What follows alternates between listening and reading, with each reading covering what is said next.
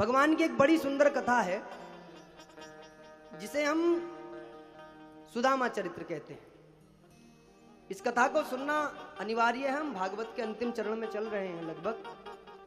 तो भगवान ने मित्रता करी एक गरीब ब्राह्मण से, और मित्रता कभी भी अमीर या गरीब जैसे संबंध नहीं देखती, ये ध्यान रखना। जो लोग आज भी अपना स्टेटस के आधार पर मित्रता करते हैं तो उनकी मित्रता कभी सफल नहीं होती। मित्रता बड़ा पवित्र संबंध है।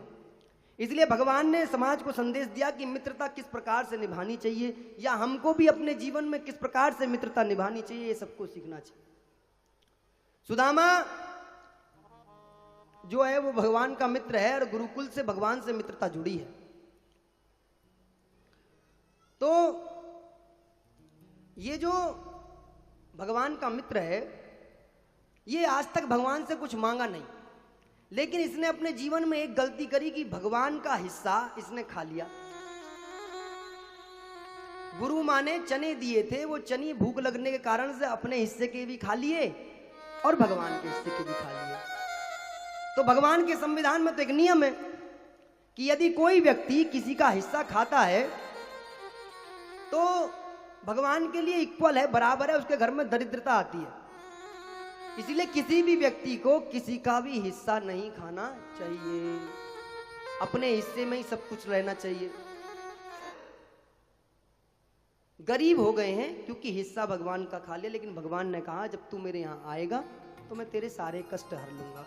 तो सुदामा कहते हैं कि सुख भी तुम्हारे हैं, दुख भी तुम्हारे हैं, जो दोगे सब कुछ साथ लेकर के आऊंगा। छोड़ूं मैं किसे भगवान, दोनों ही तुम्हारे,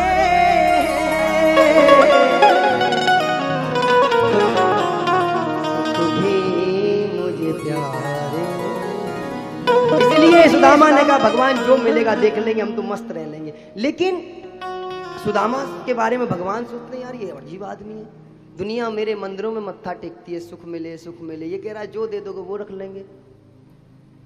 तो जब सोचा कि अच्छा कहने में और करने में अंतर है, तो इसलिए भगवान ने कहा ठीक है, जब ज्यादा परेशान हो जाएगा तो अपने आप पास में आएगा। तो आया नहीं सुदामा, यहां तक कि जब संतानें भी होगी तब तक भी नहीं आया। तो एक दिन भगवान स्वयं ही जाते, भगवान पर सुदामा का कष्ट देखा नहीं जाता तो भगवान स्वयं जाते और जाकर के सुदामा की पत्नी से कहते हैं कि कृष्ण जैसा मित्र है, उसके बाद भी ये भिक्षा मांगता है। तो कहती है आपको कैसे पता? बोले मुझे पता है, मैं भिक्षा मांगने एक बार गया था, तो वहां पर जो एक बार व्यक्ति भिक्षा मांग लेता है उसे कभी दुनिया में दोबारा मांगना नहीं पड़ता। तो आज पत्नी को भगवान समझा करके गए हैं भिक्षुक ही रूप में, क्योंकि आज कुछ खाने को ही नहीं है। तो सुदामा जी आए शाम को, तो आज पत्नी ने फिर पूछा कि कुछ मिला? बोले नहीं। बोले तो कैसे जीवन चलेगा? बोले ठाकुर जी देख रख लेंगे जैसे रखेंगे। बोले मैंने सुना है द्वारिकाधीश तुम्हारे मित्र हैं। बोले हाँ हैं। तुम्हें किसने बताया? बोले एक भिक्षुक आया था, वो बता के गया। बोले जब इतना बड़ा आदमी मित्र है उसके बाद में भी उसका मित्र यदि भिक्षा मांगता है तो ये तो अच्छी बात नहीं है, क्योंकि भगवान द्वारिकाधीश पता है कौन है? चक्रवर्ती सम्राट हैं। कहने का मतलब पूरी दुनिया के राजा हैं। अब यदि किसी व्यक्ति का मित्र पूरी दुनिया का कोई राजा हो तो क्या उसका मित्र मतलब इस स्थिति में रह सकता है? वो प्रयास करेगा कि मेरे मित्र की गरीबी हट जाए। सुदामा जी की पत्नी ने कहा कि तुम्हें अपने मित्र से एक बार मिलने तो जाना ही चाहिए। तो आज सुदामा गए हैं, द्वार पर गए हैं, द्वार पर बैठे हैं, सैनिकों को संदेश दिया है कि कहो कृष्ण का मित्र सुदामा आया है। तो भगवान द्वारिकाधीश में जो सैनिक है उन्होंने कहा कि भगवान काफी दिन से थके हुए हैं, अभी अभी सोए हैं, तो आपसे एक निवेदन है मेरा कि आप थोड़ी देर इंतजार कर लीजिए, जब भगवान उठाएंगे तो हम आपको वो संदेश पहुंचा देंगे। तो अब सैनिक भगवान श्री कृष्ण के पास में संदेश लेकर के गया है। जैसे ही भगवान की नेत्र खुले हैं, सैनिक ने जाकर के भगवान को बताया है द्विज दुर्बल द्वार पे बैठे हुए, अति उच्च स्वरों में बुलाता प्रभो, बस एक ही वस्त्र कलेवर पे, या कोई दीन बड़ी द्वार पर बैठे बोलत है, मनोकामना से चला आता प्रभु,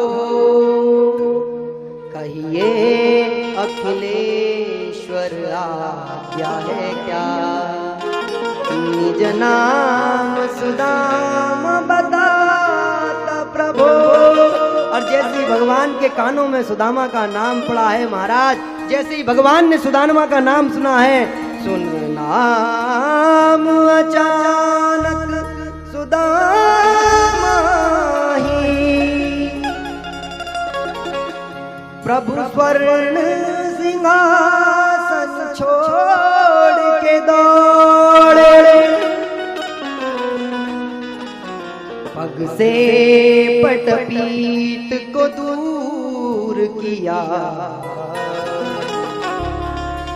उलझे मणिमाल को तोड़ के दौड़े, सब विस्मित हो कर देख रही, महारानियों से मुख मोड़ के दौड़े, पद पादुकाइन विलीन हुए, द्विज दीन का कर जोड़ के दौड़े।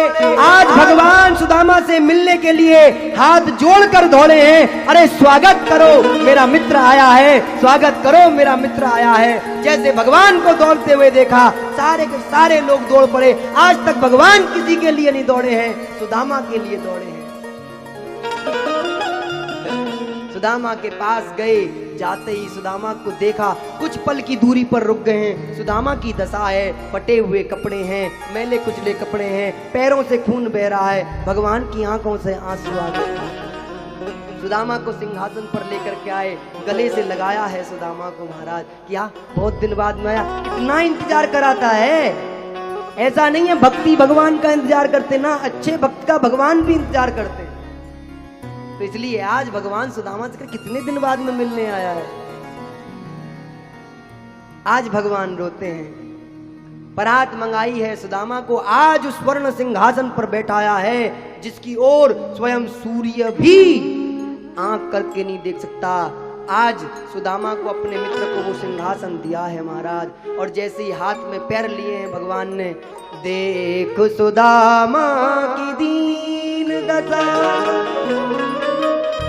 करुणा करके करुणा निधि रोए, पानी परात को हाथ छुओ नहीं, नैनन के हंसुअन पग धो।